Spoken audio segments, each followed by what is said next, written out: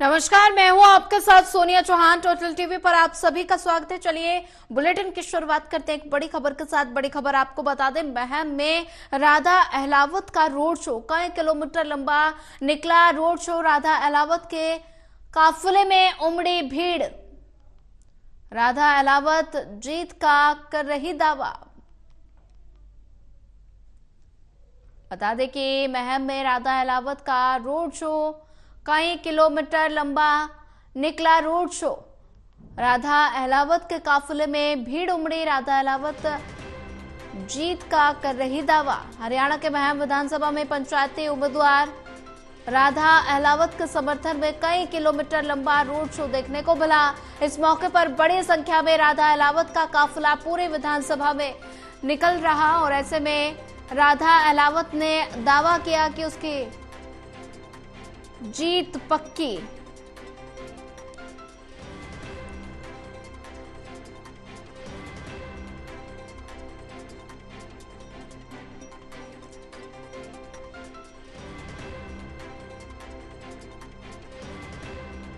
और वहीं से खबर पर ज्यादा जानकारी साझा करने के लिए हमारे साथ महेश कुमार जुड़ चुके हैं। महेश, महम में राधा अहलावत का रोड शो देखने को मिला और कई किलोमीटर लंबा ये रोड शो देखने को मिला, क्या कुछ ज्यादा अपडेट?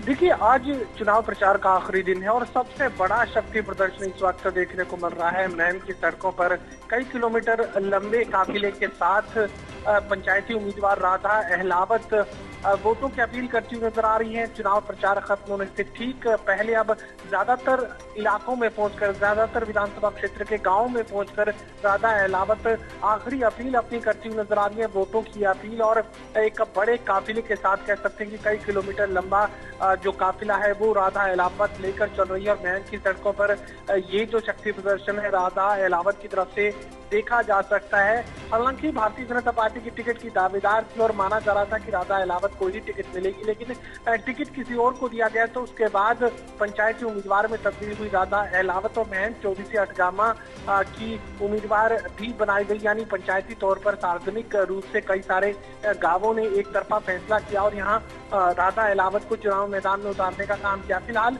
भारतीय जनता पार्टी के कार्यकर्ताओं को तो अपने साथ जोड़ने में राधा अहलावत कामयाब हुई ही, इसके अलावा दूसरे राजनीतिक दलों से संबंध रखने वाले वोटर्स को भी साधने में राधा अहलावत को कामयाबी हासिल हुई है।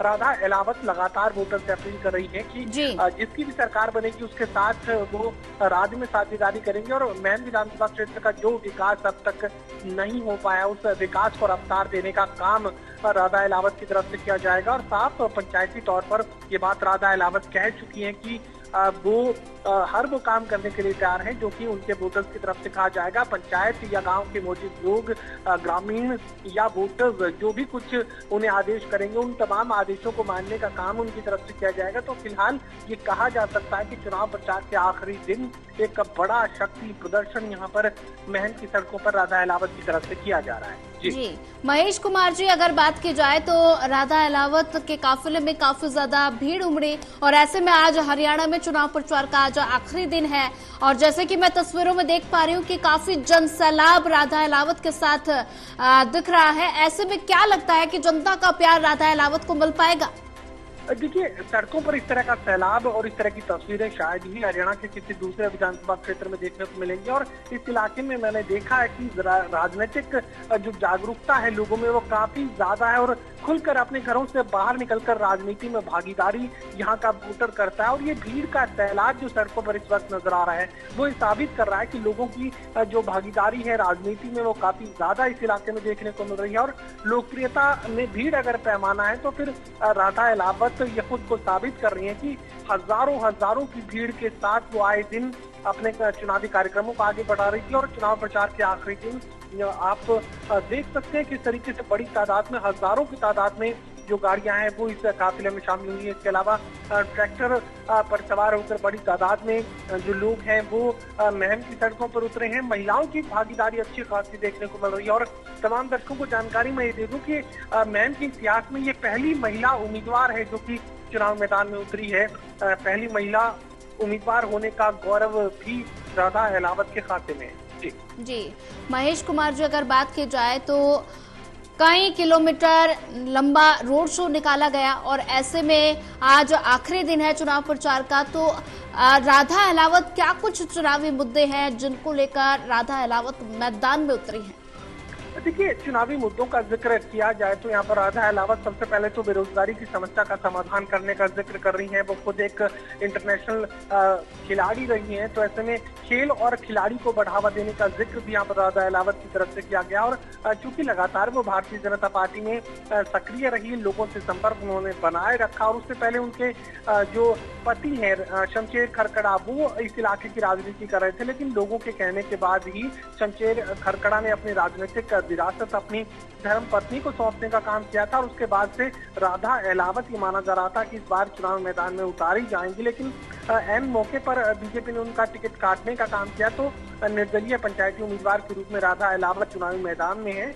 और चुनावी मुद्दों का जब भी जिक्र किया जाता है तो वो साफ ये कहते हैं कि अपने इलाके के विकास को रफ्तार देने की गारंटी वो दे रही है। किसी भी तरह का लालच राजनीति में आने को लेकर इसके पीछे नहीं है। वो जनसेवा करना चाहती हैं। इलाके के लोगों ने और खासकर महिलाओं ने अगर आशीर्वाद दिया तो फिर उन्हें चुनावी डगर में किसी भी तरह की परेशानी का सामना नहीं करना पड़ेगा।